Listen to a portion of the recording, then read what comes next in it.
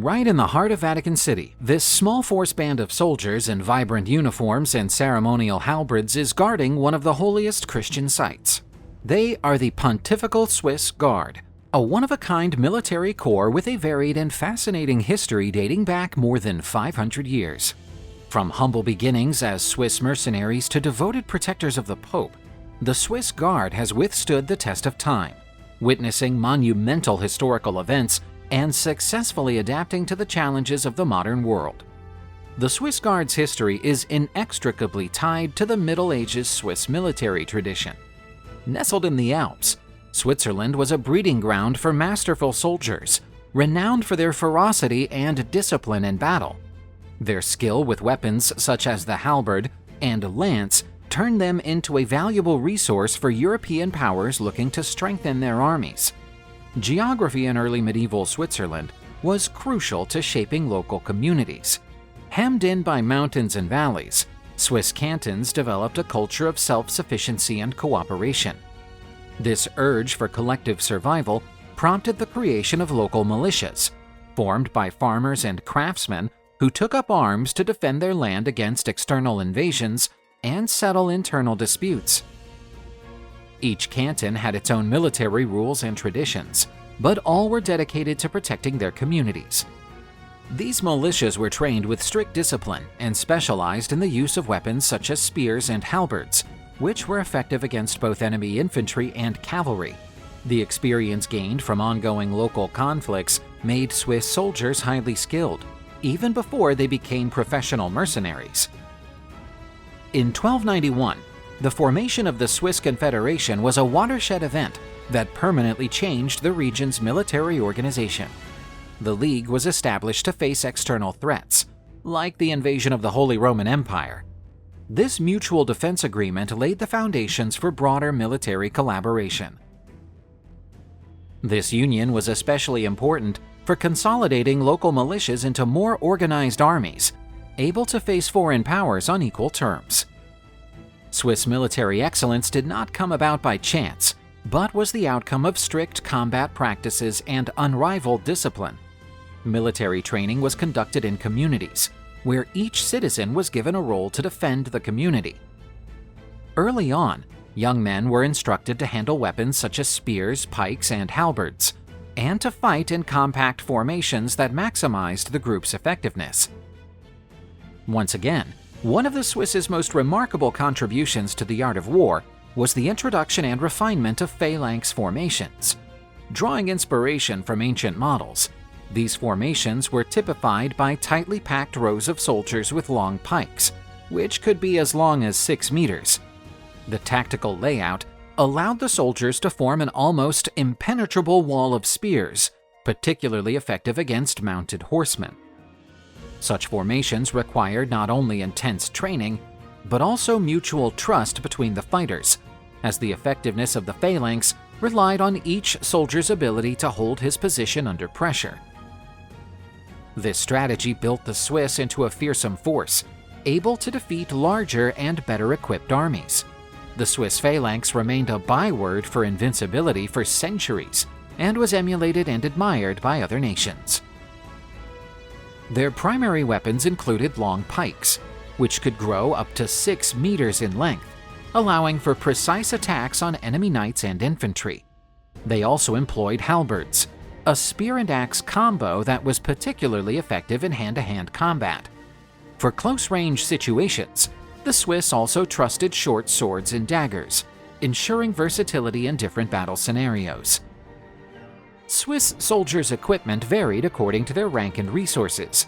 While many wore light armor to keep themselves mobile, others chose heavier breastplates for greater protection. Robust shields rounded out their arsenal, providing additional defense against projectiles and head-on attacks. This weaponry combination made the Swiss a highly adaptable and feared force on any battlefield. The Swiss's military success was built on discipline and cohesion. From training to the battlefield, each soldier grasped the importance of operating as part of a collective, rather than seeking individual glory. This esprit de corps was nurtured from an early age, cementing loyalty between unit members and assuring that each soldier was willing to risk his life to protect his comrades. This cohesion was evident on the battlefield in flawless formations and the ability to maintain order even under intense pressure. Every soldier had to rely on the next to hold the line and implement the trained tactics, which made the Swiss phalanxes almost insurmountable. Allegiance to the group and the leaders was also a crucial factor, which guaranteed that the Swiss kept their focus on their objectives, regardless of the odds.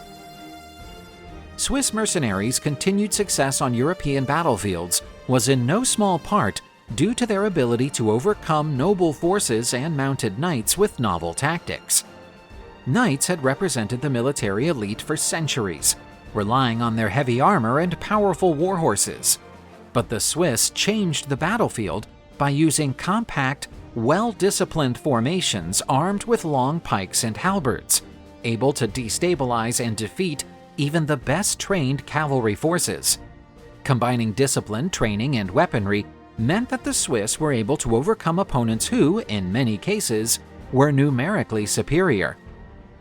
One notable example was the 1315 Battle of Morgarten, where the Swiss, taking advantage of the hilly terrain and using ambush tactics, defeated a much larger Austrian army.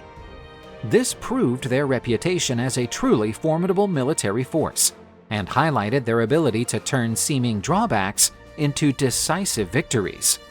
The Swiss' reputation as invincible soldiers quickly spread throughout Europe, and they became highly sought after by Italian city-states like Milan, Venice, and Florence during the 14th and 15th centuries.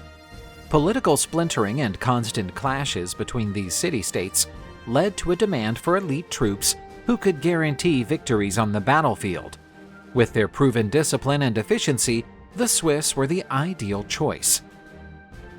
Enlisted as mercenaries, the Swiss not only fought in important battles, but also played strategic roles in securing trade routes and maintaining internal order. Their prestige was so outstanding that they were often vied for by Italian rulers, with generous contracts and extra benefits offered to secure their services. This presence further cemented the image of the Swiss as an essential force in any significant military conflict in Renaissance Europe. Conscription into their ranks started at a local level, with entire communities contributing to form tight-knit units. Such units were often formed by men who had previously fought together in the canton militias, which boosted mutual trust and combat efficiency.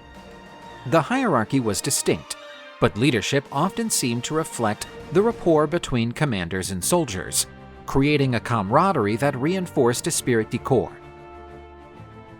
Each unit oversaw its own training and equipment maintenance, which encouraged remarkable self-sufficiency. This also meant that the Swiss could quickly adapt to battle conditions and the specific needs of their contractors. This decentralized system was one of the cornerstones of their reputation as a reliable and highly organized force. Swiss mercenaries' popularity was linked to the economic limitations of their homeland. With its mountainous terrain and scarce agricultural resources, Switzerland offered limited livelihood opportunities for its growing population. Turning into a mercenary was a practical solution for young men who sought ways to support their families and, at the same time, amass wealth and prestige. Foreign governments were ready to pay generously for the Swiss's services, which made mercenaryism a profitable occupation. Moreover, local communities often supported these ventures, as the mercenaries' earnings were frequently reinvested in the region, bolstering the local economy. Mercenaryism was not just an individual necessity, but also a vital component in the economic survival strategy of Swiss communities. The rise of the German Landsknechts mercenaries towards the end of the 15th century introduced a new impetus to the European military scene. Organized along similar lines to the Swiss, these mercenaries were equally disciplined and used similar infantry tactics, including the use of pikes and compact formations. The feud between the Swiss and the Landsknechts intensified as both groups fought for the best contracts offered by European rulers. This competition often turned into direct confrontations on the battlefield. The Landsknechts wanted to prove that they could equal or surpass the Swiss in skill and discipline. While the Swiss kept their upper hand in many respects, the Landsknechts managed to earn their place and eventually rival the Swiss in reputation and demand. One of the most outstanding characteristics of Swiss mercenaries was their unwavering loyalty to the contract entered into with their employers. No matter what the political circumstances or national alliances, the Swiss viewed keeping a contract as a matter of honor. This work ethic set the Swiss apart from other mercenary forces, many of whom often switched sides for better deals. Breaking a contract was seen by the Swiss as a stain on their collective reputation, which they avoided at all costs. This sense of loyalty allowed the Swiss to earn the trust of rulers across Europe, who knew they could expect their dedication until the promised obligations were fully met. This ethical approach also helped to cement their reputation as the most reliable mercenaries of their time, raising their demand in conflicts of all kinds. The Battle of Marino was a watershed in the history of Swiss mercenaries. Facing the French army led by Francis I, the Swiss proved their skill and courage once again. But this time they found an opponent who knew how to exploit their weaknesses. The French use of artillery, together with a coordinated strategy of cavalry and infantry, was decisive in defeating the Swiss. The Marino loss symbolized the decline of Swiss battlefield hegemony and the beginning of a new military era in Europe, where technology and strategic coordination came to play a more significant role. Notwithstanding their defeat, the Swiss retained their reputation as outstanding soldiers, but their uncontested supremacy began to be questioned. Marino meant the end of an era and the dawn of new challenges for the Swiss mercenaries. One of the most distinctive traits of the Swiss mercenaries was their absolute loyalty to the contract signed with their employers. Quite apart from political circumstances or national alliances, the Swiss viewed the fulfillment of a contract as a matter of honor. Notwithstanding their success and reputation, the domain of the Swiss mercenaries began to decline in the 16th century. One of the major factors behind this change was the professionalization of European armies. As centralized states became more powerful and organized, they started to invest in the formation of standing armies, lessening their dependence on mercenary forces. This shift weakened the demand for Swiss troops, which had previously been indispensable.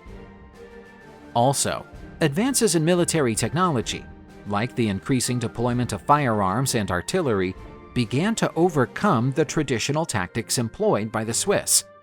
In Switzerland itself, the country started to dissuade sending its citizens to serve as mercenaries, afraid of the social and political impacts of this practice.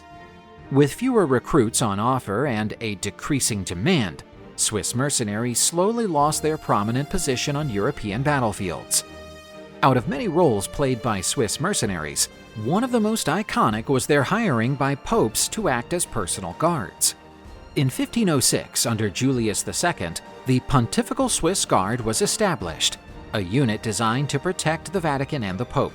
The decision to hire Swiss was founded on their reputation for loyalty, discipline, and courage on the battlefield.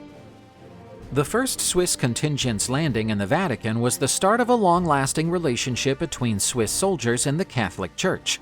Wearing colorful uniforms that have since become iconic, the Swiss Guards have taken on the responsibility of protecting the Pope, the cardinals, and the Church's property.